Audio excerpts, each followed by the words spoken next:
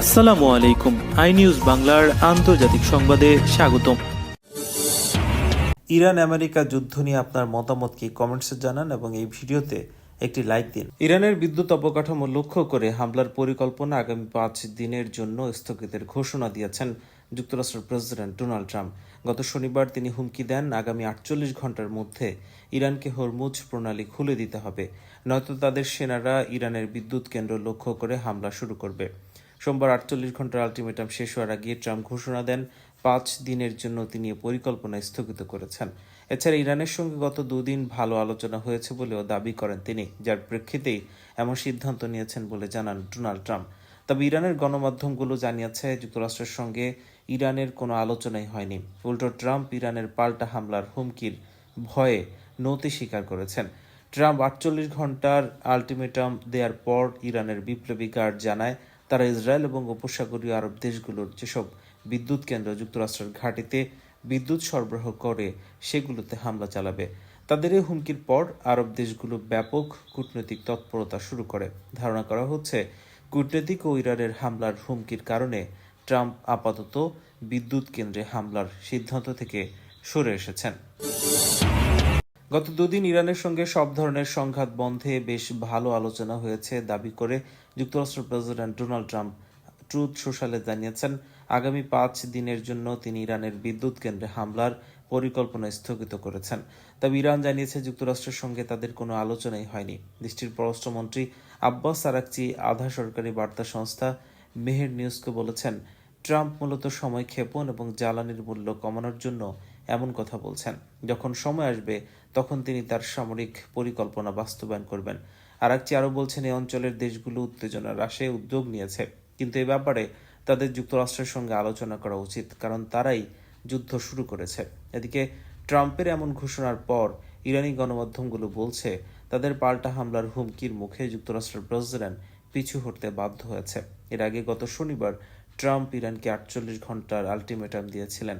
তিনি বলেছেন এই সময়ের মধ্যে ইরানকে হরমুজ প্রণালী খুলে দিতে হবে, নয়তো তিনি ইরানের বিদ্যুৎ কেন্দ্র লক্ষ্য করে হামলা চালানোর নির্দেশ দেবেন। কিন্তু আজ তিনি এই আলটিমেটাম থেকে সরে এসেছেন, সঙ্গে দাবি করেছেন ইরানের সঙ্গে তাদের আলোচনা চলছে।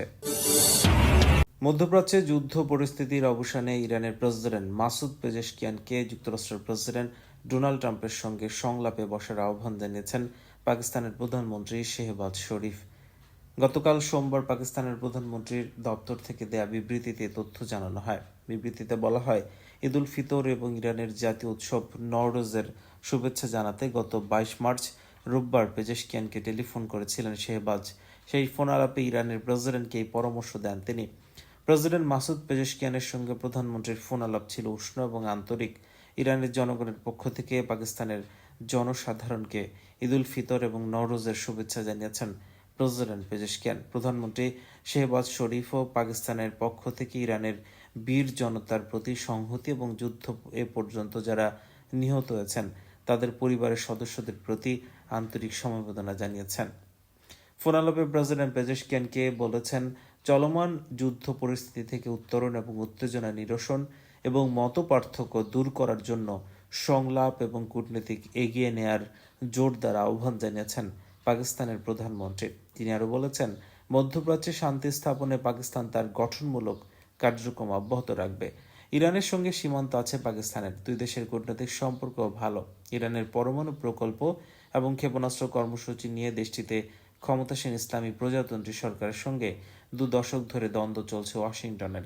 গত 4 ফেব্রুয়ারি এই দুই ইস্যুতে নিজেদের মতপার্থক্য দূর করার জন্য বৈঠকে বসেন মার্কিন এবং ইরানি প্রতিনিধিরা। কয়েক দফা আলোচনা চলার পর গত 27 ফেব্রুয়ারি কোনো প্রকার চুক্তি স্বাক্ষর ছাড়াই শেষ হয় সংলাপ শেষ হওয়ার 24 ঘন্টার মধ্যে 28 অক্টোবর ইরানে হামলা শুরু করে যুক্তরাষ্ট্র এবং ইসরায়েল। শুরু হয় ইরান যুক্তরাষ্ট্র ইসরায়েল যুদ্ধ।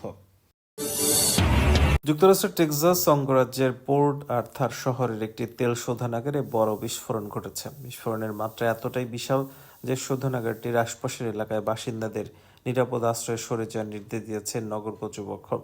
গত সোমবারে ঘটে এই ঘটনা। যে শোধনাগারে বিস্ফোরণ হয়েছে সেটির মালিক মার্কিন তেল গ্যাস উত্তোলন এবং বিপণনকারী কোম্পানি ভালেরো।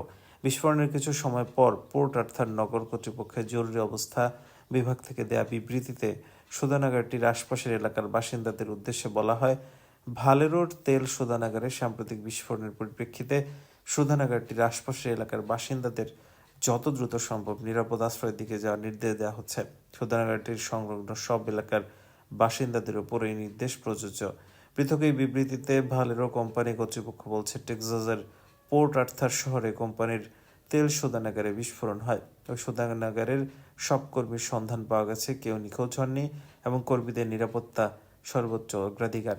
স্থানীয় বিভিন্ন সংবাদ মাধ্যমে প্রকাশিত এবং প্রচারিত ভিডিও ফুটেজে শোধনাগারটিতে জ্বলতে থাকা দীর্ঘ অগ্নিশিখা এবং তার জেরে কালো ধোঁয়ার কুণ্ডলী উঠতে দেখা যায়। স্থানীয় বাসিন্দারা বলছেন, বিস্ফোরণের সময় প্রচণ্ড শব্দ হয় এবং তার ধাক্কায় অনেক বাড়ির জানালার কাঁচ ভেঙে যায়। পোর্ট আর্থার শহরটি টেক্সাসের রাজধানী হিউস্টন থেকে 90 মাইল পূর্বে। ভালেরোর ওয়েবসাইট থেকে জানা গেছে, বিস্ফোরণের শিকার শোধনাগারটিতে 800 জন কর্মী ছিলেন, প্রতিদিন 4,25,000 ব্যারেল তেল পরিশোধন করে। এছাড়া গ্যাসোলিন, ডিজেল এবং জেট ফুয়েলের মতো জ্বালানিও উৎপাদন করা হয় এই শোধনাগারটিতে।